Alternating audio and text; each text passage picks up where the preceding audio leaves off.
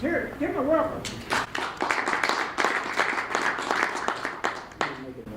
So, my name's Nancy Erickson, and Kathy is my doctor. I landed in her office about 4 or 5 months ago with just debilitating effects from change of life stuff. I mean, I was literally having hot flashes every 3 hours around the clock, could never sleep. And so, you know, it'd been going on for years and I was exhausted. I mean, I just and I can't take regular hormones and all those kind of things were not options for me. So I was sitting in her office and she's telling me about this book that she wrote called The Secret Female Hormone. And as she's looking through, you know, you fill out your doctor profile and what do you do for work, and I wrote publisher. So all of a sudden we're talking about books, you know, and she's like, we're looking for somebody to help us write our next book, you know, and so like right there. So now I'm her patient and she's my client. So, but I came to, in reading Kathy's book, I read about her life experience, and it's just a remarkable experience, and we're going to talk about that today. She's had a near-death experience that I think you're going to all find really fascinating. But before I do that, I want to introduce her properly. So I'm going to read her bio from her book, because, and I don't know, I'm impressed, so I think you will be too. So it says, Kathy Maupin, MD, is a board-certified OBGYN and founder of BioBalance Health, a practice dedicated to helping men and women in midlife who are experiencing symptoms associated with hormone deficiency. She focuses on personal care and the use of bioidentical hormone treatments to help alleviate the effects of aging. As part of her work with BioBalance Health, she co-hosts weekly video health podcasts that address current issues related to aging and relationships. Dr. Maupin is active in a variety of professional organizations, including the Missouri State Medical Association, the St. Louis Metropolitan Medical Association, the St. Louis Obstetrical and Gynecological Society, for which she served as president, the American Medical Association, the American Medical Women's Association, the American Association of Women Surgeons, the American Academy of Anti-Aging Medicine, the Age Management Medicine Group, and the Endocrine Society. She is also the author of the Women's Healthcare Initiative legislation that became law in Missouri in 2000 and protects women's rights to receive care from OBGYNs, including mammograms, bone density testing, lost my place, and coverage for birth control pills without a referral, and provides for insurance coverage for plastic surgical reconstruction for women who have had breast cancer.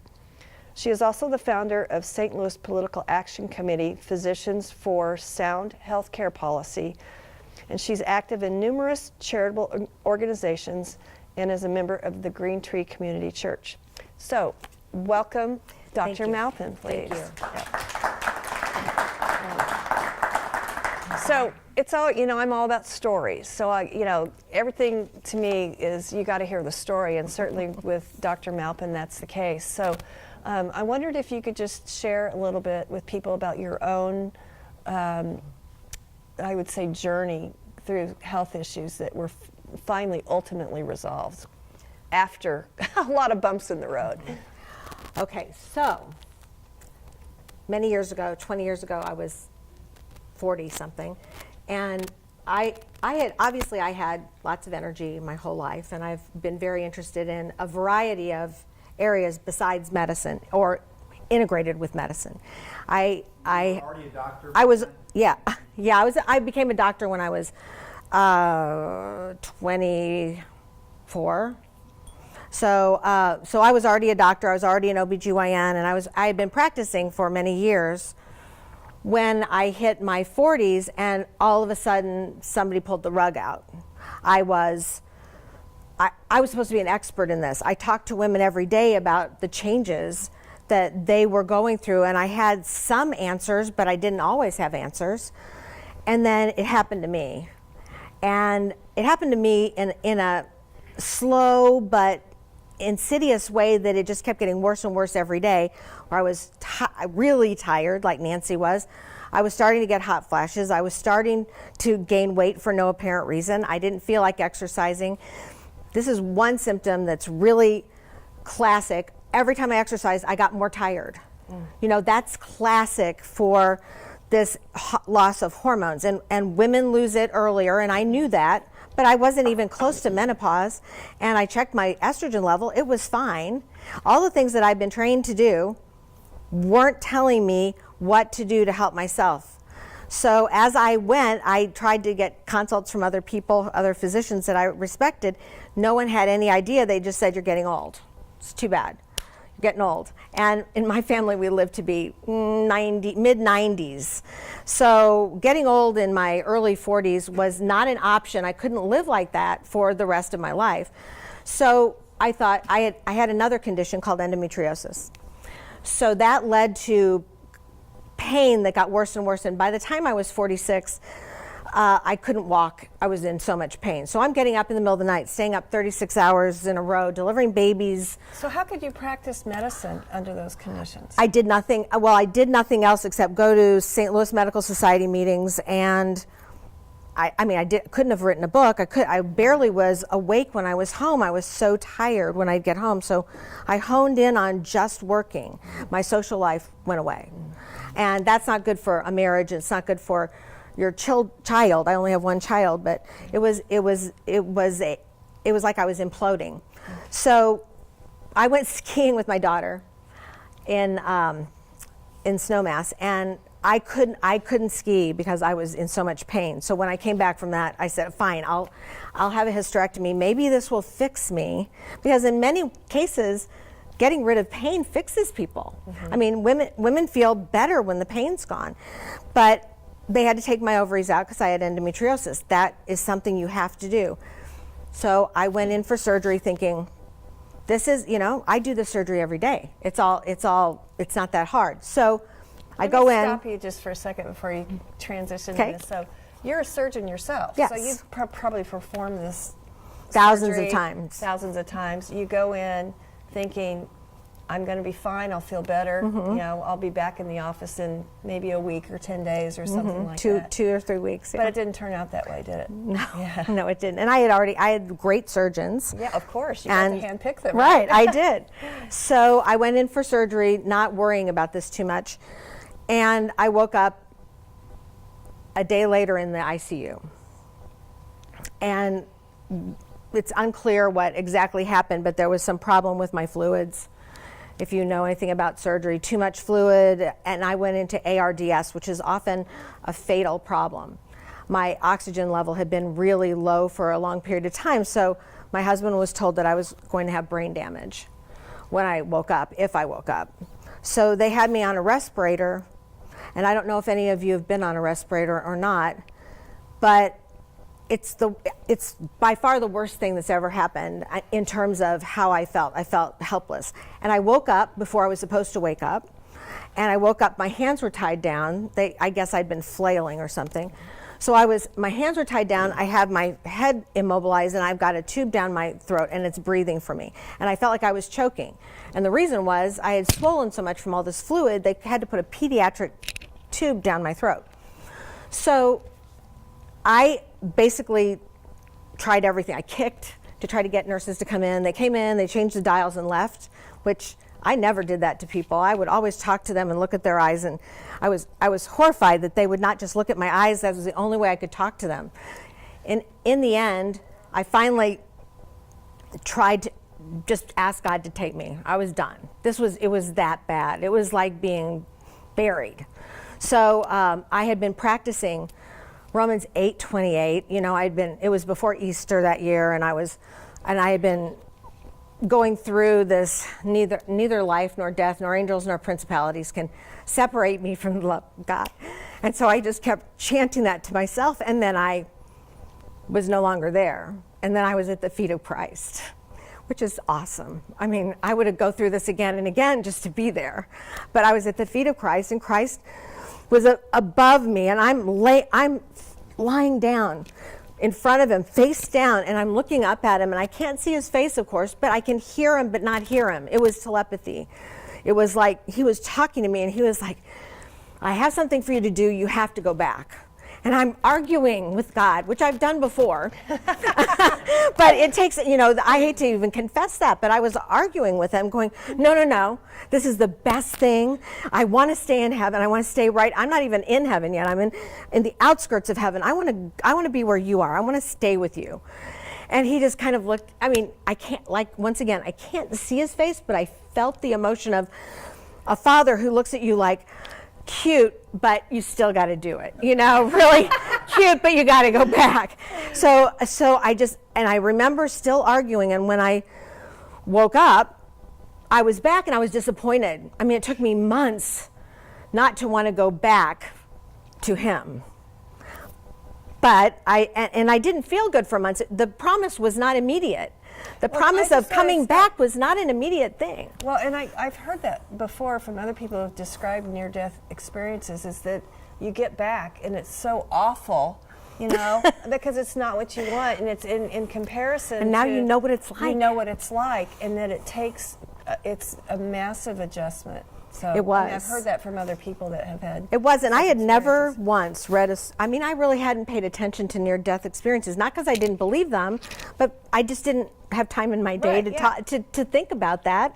And sometimes when you think about it, then you're thinking, that could happen to me, and it's kind of scary. Yeah. So I didn't even know what was supposed to happen. It's not scary to die then, right? No, it's not scary to die. And the light wasn't, like everybody says, the light, you're going toward the light. The light was behind him. Mm. He was standing right in front of the light. So it was like around him, kind of raised around him. And I was all bathed in white, so I was blameless because of him, only because of him. And so it was one of those, it was a moment that I will never forget, and I'm not afraid of dying. And people shouldn't be afraid of dying if they're Christians. Can we ask a question? Yes. Fine. Yes. How are you living your life differently now, having been through that? I think she's going to get to that. Oh. Mm-hmm. So because he sent me back with the job, but I didn't know what the job was. I didn't know what it was that I was supposed to do. But he told me that there was something very, very important that only I could do.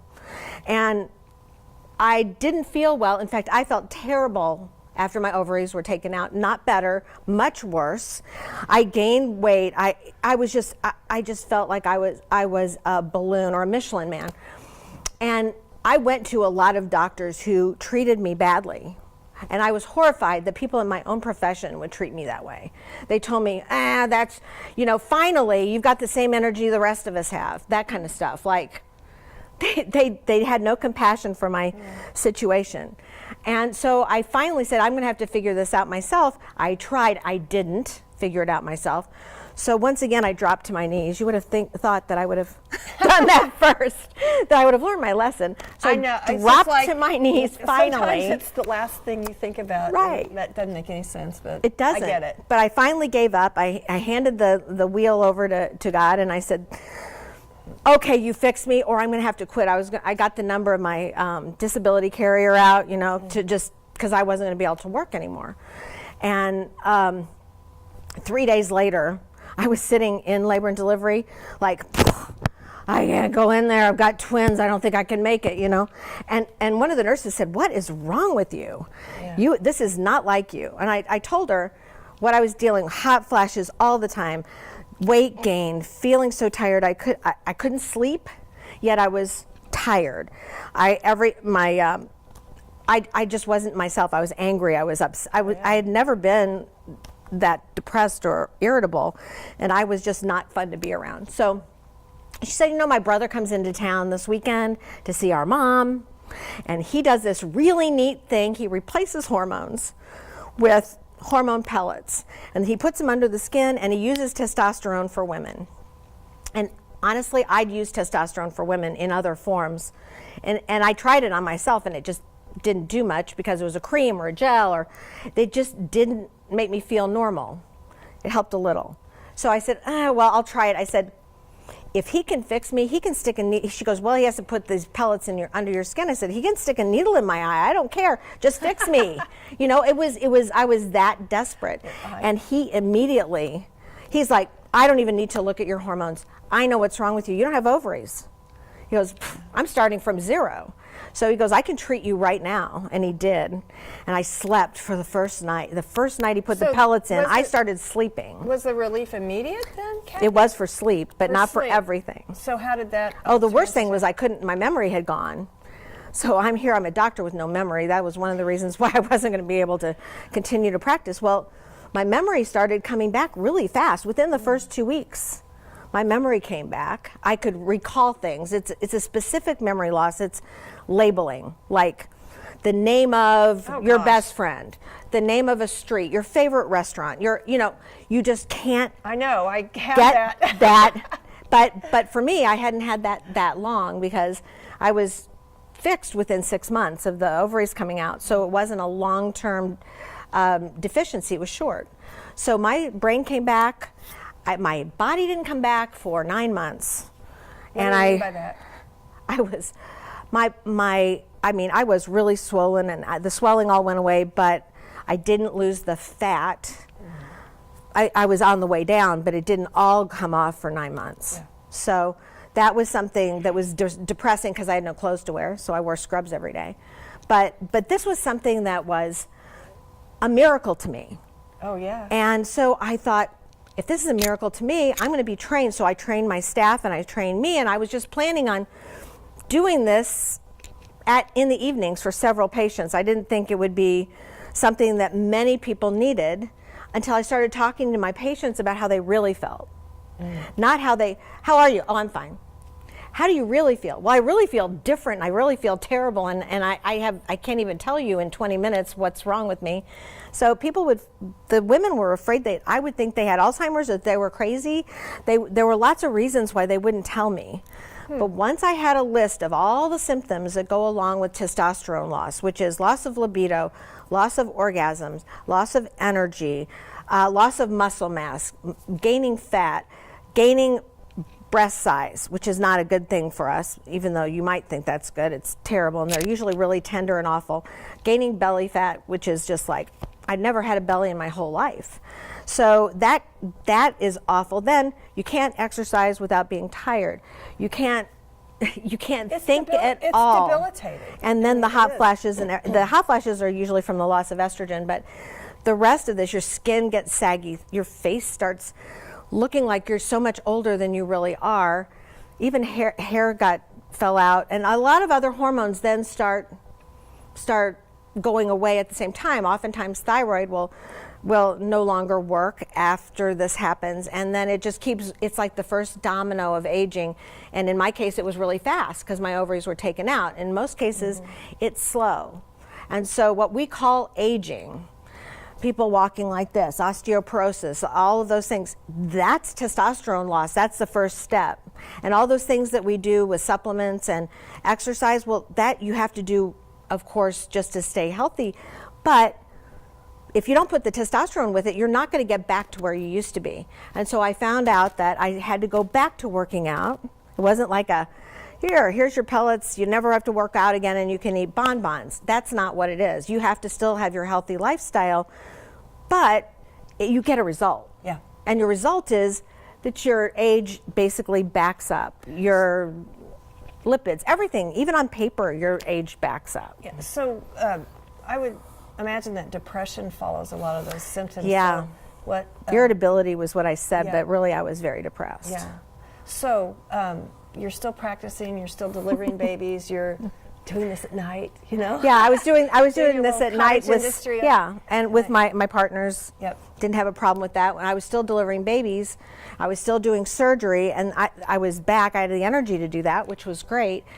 But then I got so many patients that wanted to be seen that I couldn't maintain getting up at night and being without energy just because I was staying up too many hours. I mean, OBs stay up 36 hours in a row, and we've learned to do that, but more than that is insane, and you really shouldn't do that. It's not healthy. I wouldn't advise anyone that that's a good lifestyle. But I learned to do it, but more than that, to do this other practice, side by side, was difficult. So I stopped delivering babies. And then I thought, well, I'll just still do surgery and see patients in the office. Well, then it started burgeoning. My practice was getting bigger and bigger. And then only 2 years after I started, my patients came in and said, you know, my husband really needs this. And he's tried all that other stuff and it's not working, and I feel great and he feels awful. Would you please just take care of my husband? I know you have enough to do, but would you just take care of my husband? And so we ended up retraining the staff. Okay, so what kinds of problems were the husbands having? Okay. Well, they weren't able to keep up sexually with their wives. That was number one complaint of the wives, because they were all back to 35 and their husbands were still 60 or 55 or, you know, just older, and they were having trouble with ED, and they were having trouble with sex drive, and they were having trouble with gaining weight in their belly. They were tired. They weren't sleeping. They were just the similar symptoms to what we have, but it looks different on men. Like, we have hot flashes. Men have anxiety attacks. That I learned on my own, and then I looked for the research to back it up. But when you don't have enough testosterone, there's two hormones from your brain called FSH and LH that go up, and they surge at night, and it gives you anxiety attacks over nothing. And a lot of my male patients are CEOs, business owners, and they're like, I'm standing up in front of everybody, I'm fine, I'm giving talks like I always have, or doing the quarterly report, and I'm having an anxiety attack, sweating and freaking out. I don't know what's wrong with me. Mm-hmm. And then they take the drugs the doctors give, like Xanax, and then they can't speak because they can't remember anything. So that goes away completely when I treat them with the testosterone. But it took me a long time to learn more than Gino Tutera, who was my mentor. He didn't tell me all this. I had to learn a lot of this on my own. There's a lot of things about this kind of replacement that you have to collect from all of the research that's throughout many specialties. So there's some in the endocrine world, like endocrinologists. There's some in the urologic world. There's some in the internal medicine research. There's some in the anti-aging research, and you have to collate it to get the full backup for what I do. So it was one of the ways that I could then go on and say, yes, I'll take care of your husband. Yeah, so you had to curate a lot of information to really Yes. understand this. Can you talk a little bit about the delivery systems? Because I know there's different ways Right. that testosterone is administered. So what the FDA is approved of for testosterone for men, there is no testosterone currently for women. FDA approved. The FDA approved. So we have to have it made by a compounding pharmacist for us. And there are lots of compounding pharmacists that do that, but it's important who you use because it has to be consistent. So the dose they say you have should always be the dose that you're given. So it has to be reliable. So that's number one. The second thing is that delivery systems matter. If you fail using a gel, it doesn't mean you failed testosterone, because when that gel goes into your arm or under your arm or wherever they tell you to put it, 80% of it becomes estrogen, and that's not good for men. And it's not a good estrogen either. It's estrone, which is the old man estrogen, which gives you man boobs and belly fat. So my patients who are male don't get that from pure testosterone that's placed under the skin, because it doesn't have to be in a form that traverses the skin and get changed. So when you look at all the different kinds of testosterone, there are patches, there are gels. Oral's bad. I wouldn't ever take or give oral, not because it doesn't work, but because it damages the liver and it can cause liver tumors. So it's because it goes through the stomach and gets absorbed directly into the liver, that's why that happens, but it doesn't happen with any of the other forms. So when we're looking at different delivery systems, that really matters. You don't fail testosterone if you fail one of the forms. You have to try either injections. Injections work very well, but they're not bioidentical, and they don't fix your lipids. They don't make them better like testosterone pellets do. The pure testosterone in a slow release form brings your LDL cholesterol down, decreases inflammation, decreases your blood sugar, decreases your insulin resistance, which is prediabetes, so it makes you healthier, which is why I choose to only give that, because my goal is to make people healthy and not just get their testosterone back.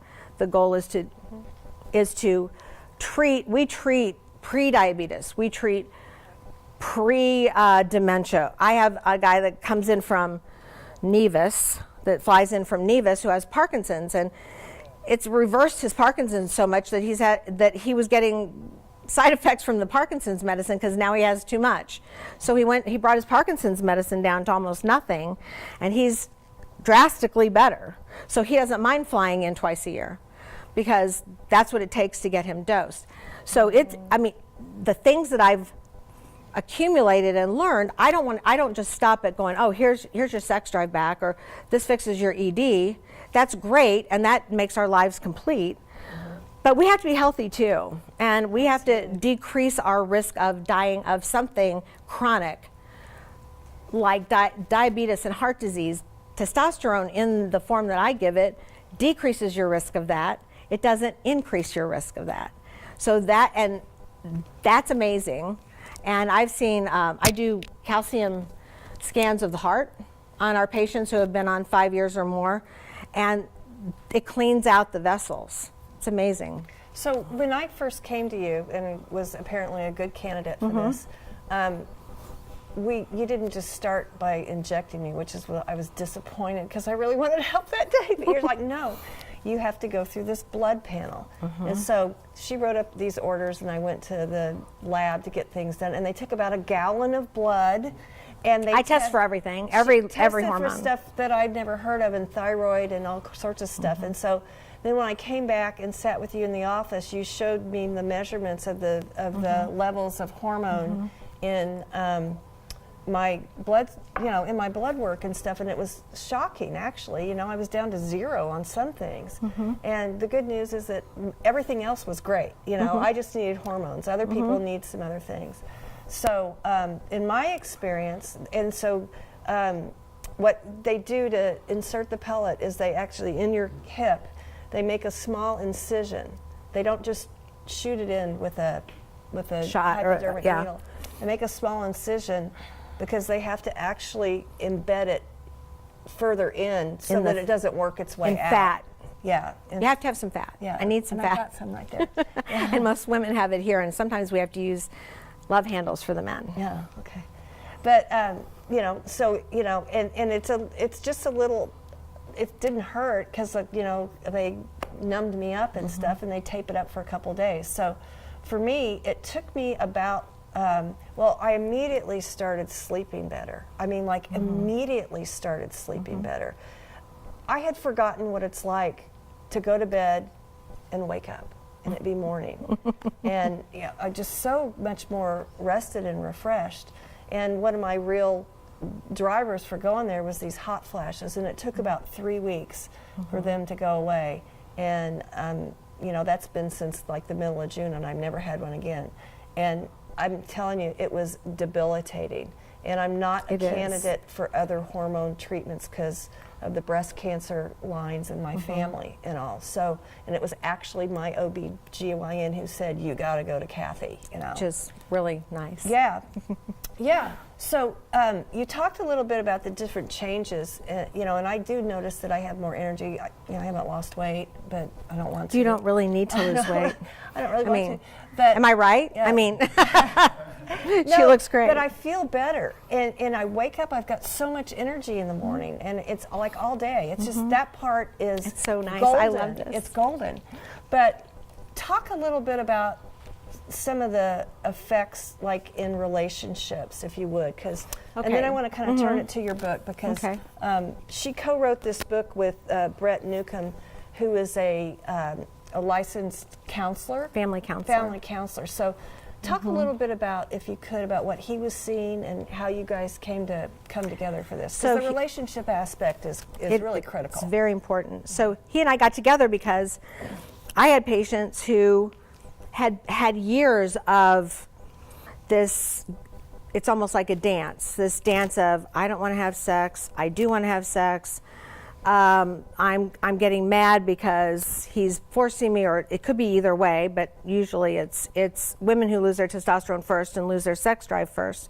So it's usually us at first. So in any case, the games we used to play flirting and talking about sex and thinking about sex aren't there, and there's no hunger for that. And then when the other partner's like, I'm fine, and in marriage, you're restricted to your partner, so you have to fix it.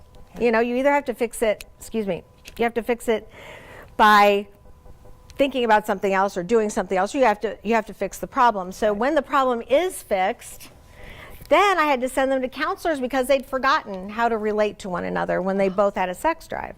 So I found Brett as a counselor, and I would send my couples to him to kind of re-entry, like coming back into normal life, so that sex was not something that they had to reinvent over years and years, like it had gone kind of down the tube slowly. They didn't have to suffer through that. They could get back into their old routine, which is different for everybody.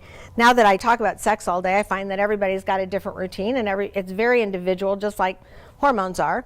So when Brett and I wrote this, we talked a lot about, we wrote a lot about depression that happens because either for the partner who's not having a normal sex life and sad and depressed, and we also talked about depression of the patient who doesn't have testosterone, because that causes depression, and then the conflict between a couple. So they're things that are integrally involved in hormone replacement, and that's why we don't just go, oh, hi, here, have some pellets, see you later. That's not what we do. We have to replace whoever's ill with all the hormones they're missing, and then counteract many of the things like diabetes, heart disease, these things, and try to bring on a healthy lifestyle and explain why. Because when your doctor says, hey, lose weight, and walks out of the room, that doesn't help you. I know that. And that isn't what we do. We do more of, this is the type of diet you should be on, and then we ask you about it, how well are you doing, and here's your weight. We have an in-body machine that does the whole body analysis, so we can actually follow whether you're telling us the truth, that you've stopped drinking sugared soda all the time. I can tell by looking at the in-body. So, but the relationship issue, that's huge, and that's why we started writing together, is because he referred to me for the hormones, I referred to him for the counseling. So tell us a little bit about your book, The Secret Female Hormone, How Testosterone Replacement Can Change Your Life. So this is a long book, and it's very really long thoroughly book. Researched, and it's got lots of all the information in it that she's been telling us about the efficacy and about, how it works and what it helps and all. And so it's very detailed. It would have been a lot longer, but they added it. I had a 60-page chapter on the science, or how all the backup for why this really works on a cellular level, on a hormonal level, on a whole physiology level. For those people who are interested, and a lot of my patients actually know a lot. Yeah. They know a lot of science, and I'm like, well, I had it all in that book, so yeah. I should probably just hand them the 60 pages. Well, here's the rest. So this book is really comprehensive, and we're actually working on a book together for men, and I told her it needs to be bullet points. Yeah. It's like lots of pictures. That's right. You're right. Graphs. I said, let's just do bullet points. Do you have this, or this? Then go see Kathy. Kind of thing. I think that's about, you're laughing in agreement, I think, But so talk a little bit about how, you talked about how, your clients were saying, God, I got to get my husband in here now, So, and then I had nothing to give them, because when I give my patients this book, so after we've had our hour-long discussion about things, I say, this is your resource. If you have questions if you can't remember what we said, since you only remember 20% of what's said in a doctor's office, then read the book, look things up, and then it can reaffirm what we talked about today, or it can explain things that you may not have understood. Then we can talk about it again next time. So I had nothing for the men. There is a book by Dr. Morgan Taylor from Harvard, who has done lots of research on men and testosterone and prostate, and his research is amazing. And I really like the book, but it's really clinical, and most men aren't going to read it. So I give it to them anyway. I say, this is the best I've got till I'm done with mine. And so we've been writing. Before we met Nancy, Brett and I have been meeting weekly to write together and then write. We wrote on our own.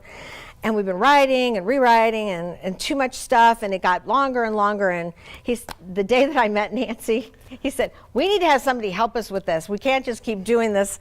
And voila. And voila, I met Nancy that day. So our prayers were answered. It just kind of, in closing a little bit here, because I think some people might have some questions.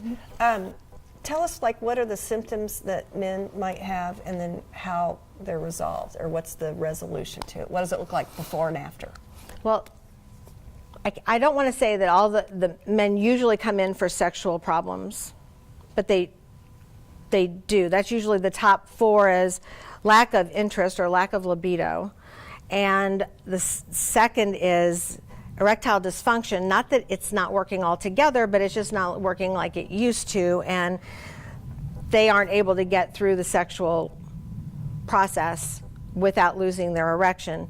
Ejaculatory decrease in volume, decrease in ability to have an ejaculation. And then the one thing I never knew until I started talking to men all the time was the fact that every man has an erection in the morning, and that's their sign that they're okay. Like when they wake up and they've got an erection, I'm healthy, I'm fine. I've seen a lot of smiles out there. And when you guys are giving yourselves away. And when they lose this, they're like, oh, I've been doing this since I was in grade school. What happened? It's like somebody, took their thermometer away of what was healthy. And so that's like my first question to make sure the testosterone's working.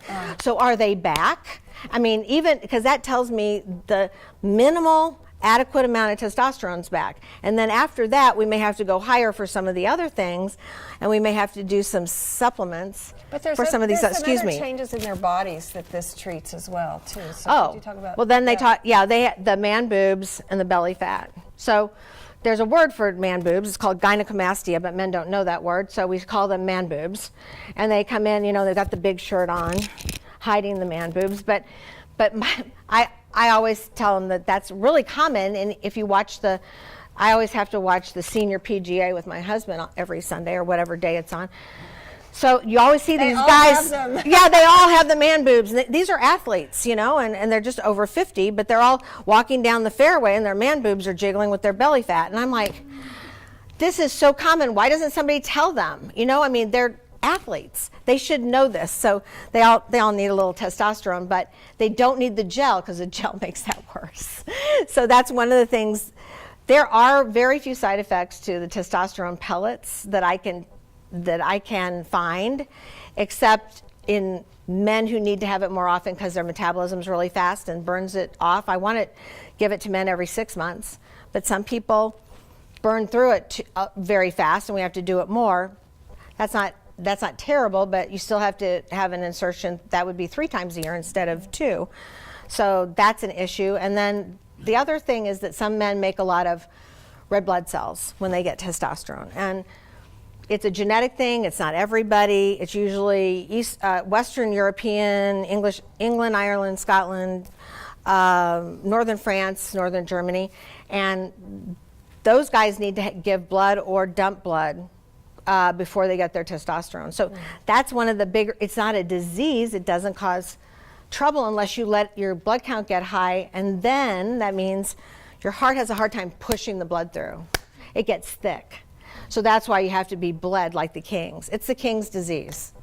The kings all had that leeches and, you watch movies about the kings of England, they were always being bled. So that was one of their issues.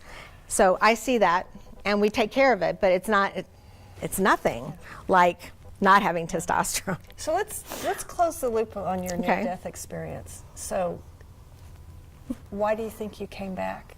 And to answer Dave's question, how have you lived your life differently? I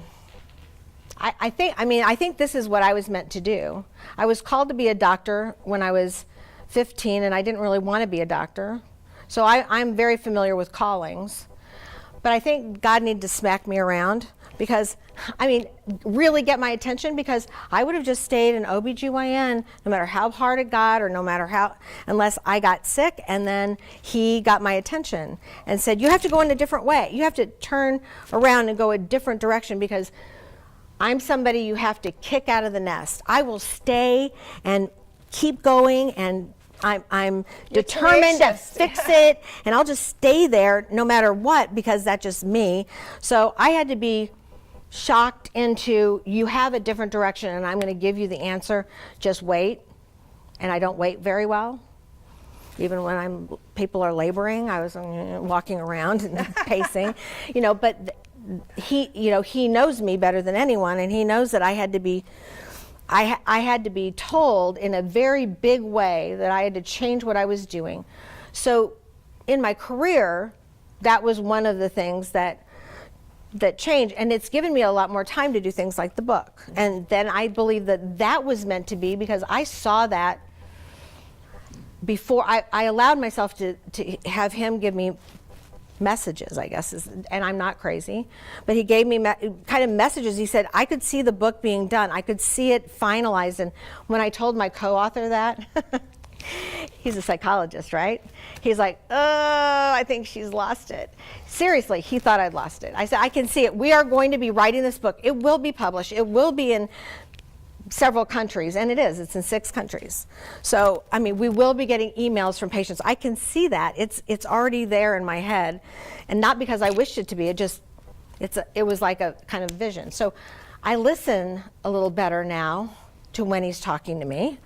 I always did try to listen, but I don't think I was listening fully. You were going fast, right? Yeah. Right. And I believe that the book was his. I don't think it would ever have happened had he not been the force behind it. And I think the men's book will never happen unless he's the force behind it, because he is. And I'm trying to save men's lives, even when the FDA doesn't give a rip, and even when they are giving you stuff that's inferior, and even when medicine isn't listening to you, because maybe in 20 years they'll figure this out, but you're guys right now. You need stuff now. You don't need it in 20 years when they finally figure out that this is the way to go. We don't have to be, I don't think God wants us to be sick while we age. We don't have to be sick and in a nursing home and have someone take care of us while we get older. And I think that's my mission. My mission is to keep people functioning until the day they die. Like live while we're alive, right? Right, and not be housed somewhere like we've had to, so many of our parents or grandparents have had to. I mean, that was just painful and expensive and miserable, and it takes away their dignity and I don't want my dignity taken away. I want to be washing my own car and doing the dishes and cooking for myself when I'm 95. And this is the only way that I know you can do that, because your bones don't go, you don't get osteoporosis, you don't get loss of muscle mass, you don't have to use a walker, your eyes, you have less cataracts, less glaucoma. Your blood flow is better to all of your tissues, and your tissue turnover is good. It decreases the risk of getting Alzheimer's, or it delays the risk of getting Alzheimer's by 10 years for men if they take testosterone in that critical period between 50 and 60, but it still decreases it some amount of time. They don't know how much if you're after 60 when you start it.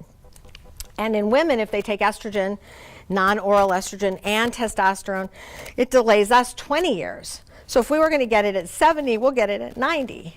Oh, I can that alone. I can live with that. Yeah. But if I was, and if I would get it at 90, I'll die of something else before I get it. So to me, that's huge. And I think that's why I'm back. I mean, I want people to live well. And it's not just about hormones, it's about everything. You need somebody to tell you what to do. You don't need somebody to just say, lose weight and walk out of the room. Yeah. So I think that's why I'm back. And I try to listen to him and do what he wants me to do. I think I'm more like his hands and his mouth than, I don't even remember what I say after I've said it. Well, it's like channeling. It's a good thing we've got this on video. Yes. Yeah. So do we have time to take a couple questions? Dr. Hill? Yeah. Somebody else is going to have to. Bill? Thank you. I have 3 questions, and I don't want to hog the time, so you can answer all or pick one. I'll try to answer them succinctly. Okay. First question is, Kathy, you talked about the symptoms and that what you find is a low level of testosterone in women. Is that true for all women? Is the low level of testosterone what causes the symptoms you talked about? Or can someone tested with normal testosterone still have those symptoms? So that's question one.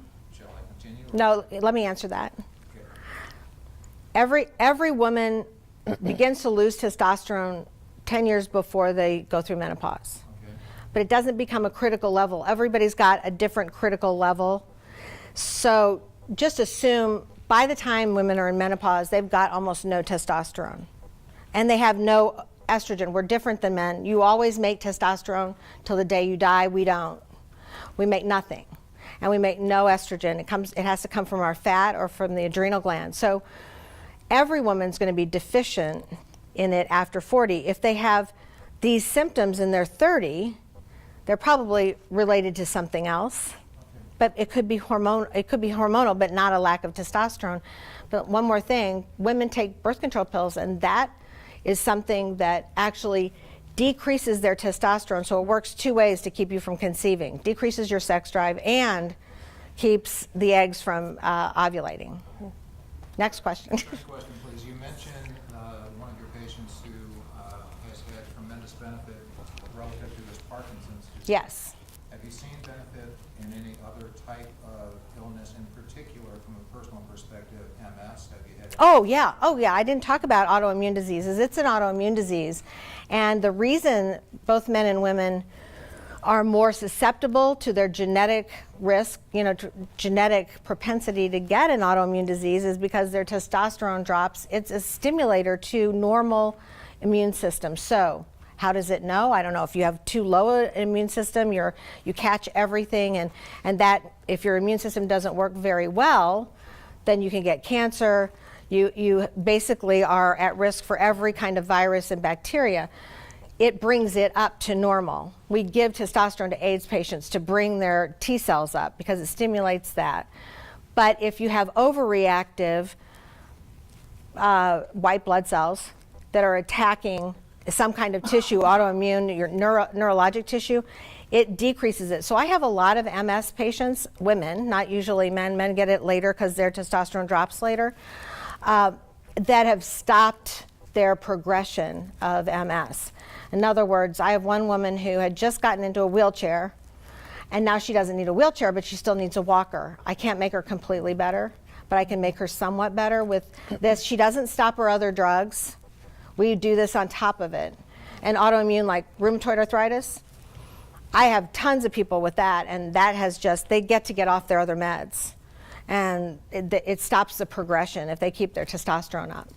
Very interesting. Final question. Can we let Dave ask his question and we'll come back And then we'll to come you? back to you. Yeah, thanks. Dave? Well, it sounds like women are short testosterone and men are too, Eventually. eventually. Where do we get this testosterone to give to people? Is it Oh, it's made from yams. Okay, so this is a really cool Christian thing. God put testosterone in yams. The chemical yams in Sweet a potatoes. vegetable. Sweet potatoes. Sweet potatoes, but he made it so that we had to find it. It's like doing a sculpture, and the sculpture, like Michelangelo said, the sculpture was always in the rock. Okay, so it's kind of like that. We have to use certain chemicals to cleave off these other side chains, and we're left with testosterone. It's the coolest thing, and they're made from yams. It's all vegetable. Isn't that cool? That's where we get it. And it's a powder. Pardon me? Did he tell you that when you met him? Yeah, no, but he didn't answer any of my questions. I have a whole list of questions to ask him, like why does the middle of the bowel wake up after surgery before the end of the bowel, and I mean, why did he do that? I don't know. So he hasn't answered that either. That's not one of my questions. I got lots of questions that are medical that are like, why did you do it this way? I'm sure it has a reason. You're next. You got another one? I don't mean to be monopolizing. No, but this is great. Since the last Eagle Summit of last fall in Fort Worth, there's been a lot of discussion within the Hills Angels about the 23andMe. Does having that profile help you in what you do as far as assessing a male or female's health? Yes, it does. It helps me a lot because each one of us, someday we won't go in with blood work. We'll go in with our, we'll be, or our doctors will have it on the computer, our genetic profile, and that tells me a lot about how you metabolize testosterone. It tells me about how, if you're going to convert it into estrogens or not. There are some people, Southern Europe, usually Italian, more like me, will convert testosterone into estrogen. I do that, but we have ways of stopping that, blocking that. So there's certain things that I would learn from 23andMe, but there are other things that I would learn from just the inferences of what 23andMe would tell me about your genetic makeup. Now, there will be tests in the near future that will tell us what drug to use, what antibiotic, which cancer drug will work, which won't, and we have some of those now. But testosterone's kind of not omniscient, that's the wrong word, but it is basically, I think, universal. Universal. Thank you. Universal, and giving. That's what Brett does. He converts my paragraph into one word. Anyway, so basically, testosterone's kind of the foundation. So if we're looking at someone who's ill or at risk of being ill or has symptoms, we can replace the testosterone and see what's left. Do some more blood work, but receptors. Okay. It's not just about your testosterone level. It's not just about the blood work. It's about the receptor sites. You were born with certain receptor sites. People who are from heritage from the North Pole, farther north, Scandinavia, they have very resistant, insensitive androgen receptors. So they need more testosterone to get the same outcome.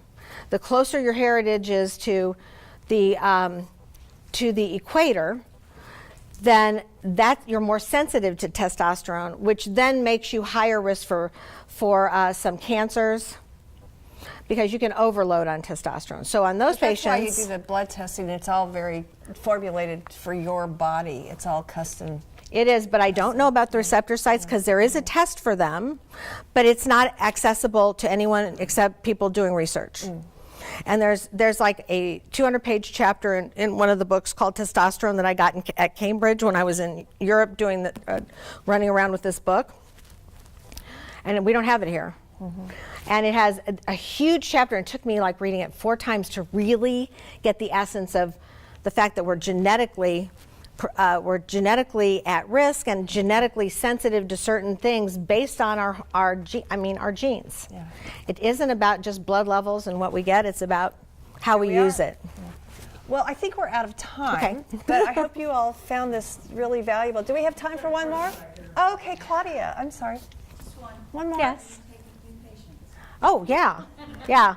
So we've tried to streamline this so that I don't see people who don't need me. Okay, so basically that saves them money and time. So I look at everybody's lab and history before you ever come in. So you don't spend anything.